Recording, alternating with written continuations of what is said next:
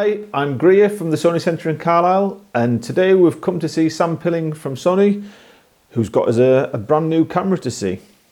Yeah, thanks for coming, Grier. It's one of our creators range, one of our ZV range, and it's a new model which hopefully improves what we've already got in a very strong range. Yeah, because we're doing fantastic business with the ZV1F and the ZV1, and now we've got the ZV1 Mark II. Yes, it's our latest addition to the range, and like I say, there's one or two features on there which I think will really appeal to content creators. So what's the difference with the Mark II? Good question. So we listened to people's feedback, and although there were an awful lot of features within the ZV1 that people liked, like the bokeh switch, the product showcase setting, the zoom control, there were a couple of things that people suggested that maybe we could improve on.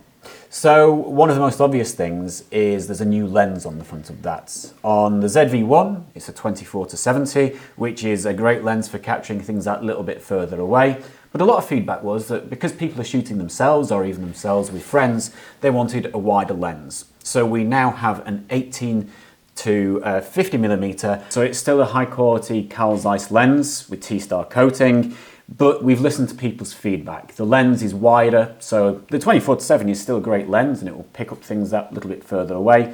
But if you are shooting yourself, and maybe you're shooting yourself with a group of friends that you want in the video, it's easier to capture a wider scene using that Zeiss lens.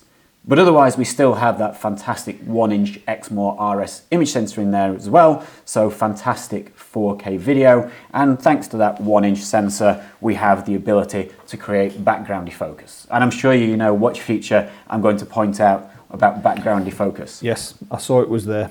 Yeah, the bokeh switch means we can quickly and easily defocus backgrounds just by hitting the switch. So if I want to make my video look cinematic, I can blur out the background, or if I'm somewhere where the background's important, like a theme park and I'm taking videos of the family, it means I can hit that button again and the background goes perfectly back into focus. And that's shooting video at 4K, 30 frames per second, or if you want to do super slow-mo, we have full HD at up to 120 frames per second, or we also have our dedicated slow and quick modes as well. All of these different modes are accessed via the mode switch, and with that, it means that we can either shoot time lapses, which is a great option to be able to do in camera, or we can shoot super slow motion video. The main thing is it's stored on the memory card in that slow motion, so it's very, very easy to use.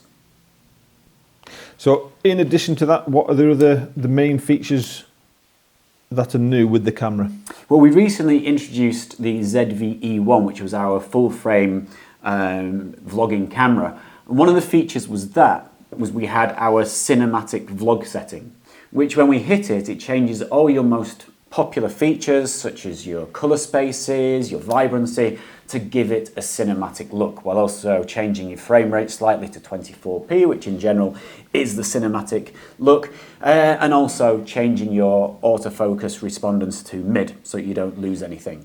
Again, as you'd expect, this has real-time tracking, eye autofocus for humans, eye autofocus for animals, so it's again very, very easy to make sure your shots are perfectly framed. But if your eyes are not the priority in the video, if I'm a product reviewer and I want to hold things up to the camera and get the camera to instantly focus on that product, say I'm doing a makeup tutorial or something like that, as unlikely as it is, then I can hit the product showcase setting switch, and it will then prioritize anything I hold up to the camera for real simple reviews.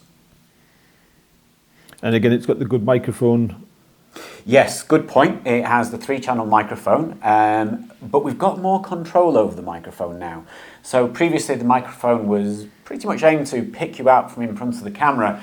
Now the microphone is controllable. There's a menu option which you hit and you can choose between directional audio or 360 audio from all around you.